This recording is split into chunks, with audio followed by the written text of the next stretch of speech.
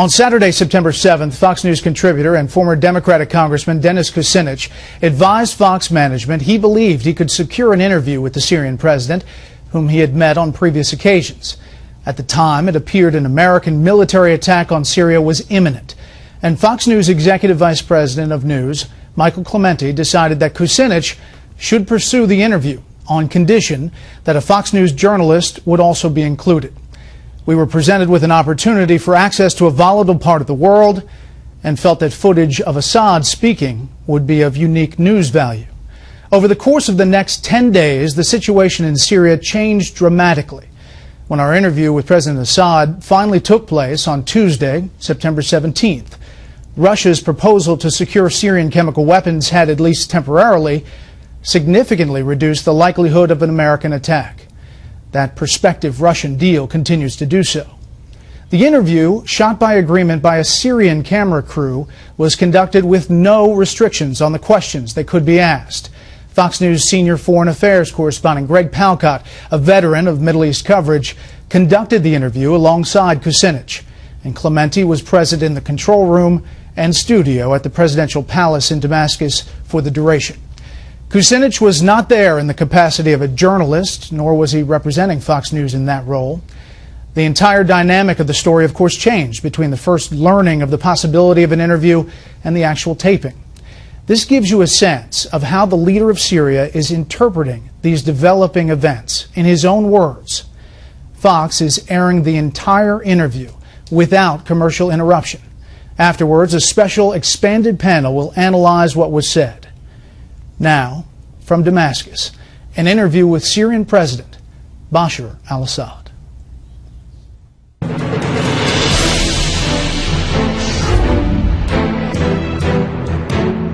Hello, Mr. President. Thank you very much for providing Fox News with this opportunity for an interview. I'm joined here by my colleague, reporter Greg Palkot, and we're very interested in proceeding.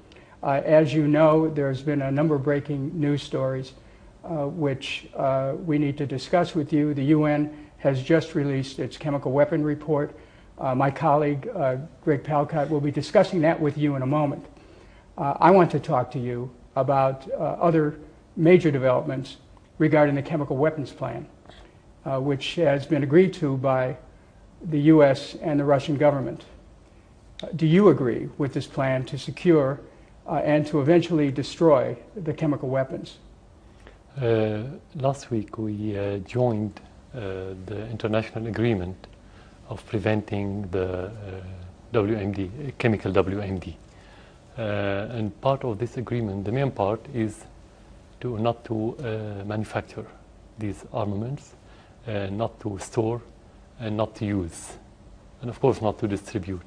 And part of it is to get rid of those materials, the chemical materials. So of course when we are part now of this agreement, we have to agree on that chapter. You have to agree on getting rid of all these armament, I mean to destroy. Why do you agree now?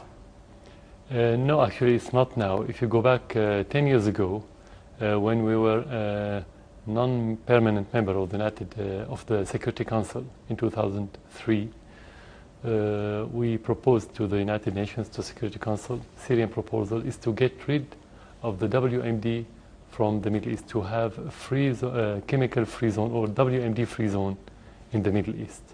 And actually the United States opposed that proposal. So as conviction, we wanted to see our region free of WMD, all kind of WMD, because it's a very volatile region. It's always on the verge of anarchy and wars. So that's why we cannot say that we agreed now. Well, we know that President Obama and Secretary Kerry have said in the past that you were lying. Now that's their words, not mine, when you said that you didn't have any chemical weapons. A few days ago in an interview with Russia, Channel 24, you admitted you had chemical weapons stockpiles. Now I just want to make sure we're clear here before we go forward. Do you or do you not have chemical weapons? First of all, regarding what Obama and Kerry said, I dare them to say that we said no once. We never said it. You never said. No. We never Well, said. We never tell said. us now. We never said no. We never said yes. Can we you always say yeah, but we always say it's classified issue. We don't have to discuss it. And if we want to talk about it, we say if. And if means you may have it, you may not. So this is blatant lie. Okay, but can you tell us now? Do you have chemical weapons or don't you? Of course, when we joined the treaty last week, it means that we have, and we said that. So it's not a secret anymore. So as far as the American people, you will agree that you do have a stockpile of chemical weapons. Of course, that's why we joined the international agreement in order to get rid of. Now, my colleagues, my former colleagues on Capitol Hill are kind of skeptical about your agreement with this plan. They say it's just a stalling tactic. Is it? Well, a stalling tactic? What's it? To join the agreement? Yeah, that you're just stalling right now for time, that you really don't have any intention of going along with the plan. Are you stalling? When you join the agreement, you have mechanism, and you have to obey these mechanisms. And according to the history of Syria, we never made agreement with any party in this world, and we didn't fulfill what we have to do, our role in that agreement. Never. So you would say that President Obama then can trust you to follow through? I don't think that President Obama should trust me first.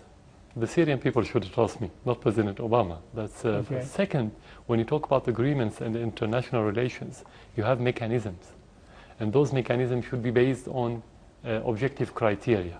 So if you want to trust or not trust, watch this country, see if they obey those mechanisms and those rules or not. This is where you can trust him or not. So it's not personal relation. I understand. So you're under a tight time deadline. Are you going to be able to provide the list that is part of the agreement? Exactly. A list of chemical weapons? It is part.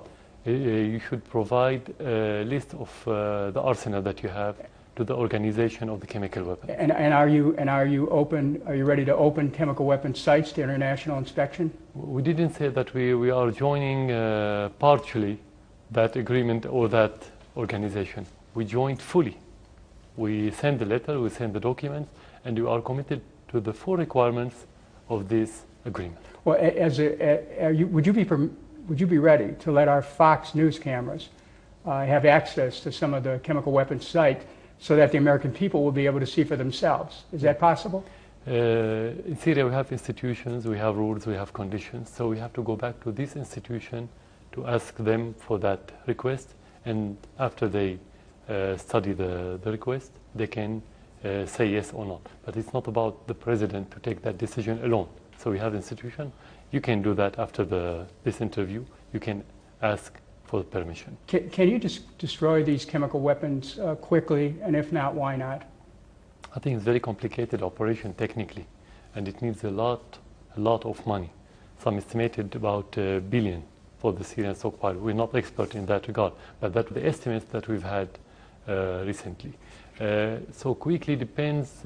You have to ask the experts what do they mean by quickly, because it has certain schedule. It needs a year, maybe a little bit less or a little bit more. So well, what do you mean by quickly? Since it is the United States which demanded that you give up chemical weapons, would you be prepared to turn over your chemical weapons to the U.S. government for the purposes of safely destroying those weapons? As I said, it needs a lot of money. It needs about $1 billion. It's very detrimental to the environment. If the American administration is ready to pay those money and to take the responsibility of bringing toxic materials to the United States, why don't they do it? But of course, it's going to be in cooperation with the specified organization in the United Nations. But you're prepared to hand them over at some point for the safe destruction of them? Doesn't matter where. As I said, at the end, if you're going to destroy them, doesn't matter where they go. Are there any conditions? No, we don't have any condition to send it anywhere. At the end, if it's going to be destroyed, it could be destroyed anywhere. It's, as I said, it's very detrimental to the environment. So whoever country is ready to take the risk of those materials, let them take it. I just have one final question before I give it over to my colleague, reporter Greg. Do you have a security agreement with the Russian government that if and when you give up your chemical weapons, that you, in fact, will be protected so that you're not vulnerable to attacks? Yeah. Because we know there are other nations which gave up their weapons and then they were attacked. You know, the Russian role politically was very efficient during the crisis in Syria, during the last 2 years and a half. And they vetoed 3 times in the Security Council. So actually, they protected Syria politically. They don't have to have a security agreement with Syria regarding this. It's not about only about the army and the war. It's about politics, first of all. So I think they are doing their job without having this agreement. So just to summarize, you do have chemical weapons. You're prepared to go along with the plan to destroy them, and that you're prepared to cooperate with the international community in that. Again, as I said, what you mentioned, all are part of the international agreement, and when we agreed to join this agreement, we want to fully cooperate with this agreement, not partially. I think this is very clear.